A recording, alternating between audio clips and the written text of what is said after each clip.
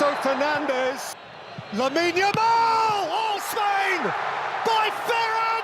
ভাবুন তো, যে ম্যাচটি শেষ হয়ে গেছে সেটি যদি আবারও মাঠে গড়ায়, অসম্ভব মনে হলেও ঠিক এমনই এক খবর ঘিরে এখন তোড়পাড় পুরো ফুটবল বিশ্ব।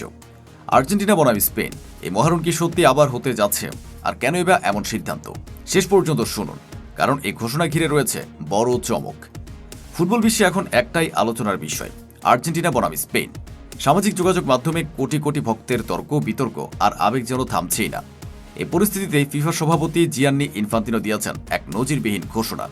তিনি জানিয়েছেন আগামী 28 জুলাই আর্জেন্টিনা ও স্পেনকে নিয়ে আয়োজন করা হবে একটি বিশাল প্রদর্শনীমূলক ম্যাচ।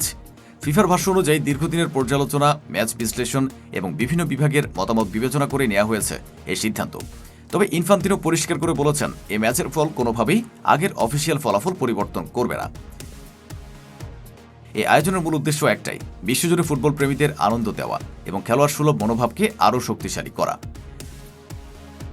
ভক্তদের উদ্দেশ্যে ইনফান্তিনো বলেন, ফুটবল কখনো বিভাজনের ভাষা নয়, এটি মানুষের হৃদয়কে একত্রিত করে। মাঠে প্রতিদ্বন্দ্বিতা থাকবে, কিন্তু মাঠের বাইরে থাকবে পারস্পরিক শ্রদ্ধা ও ভালোবাসা।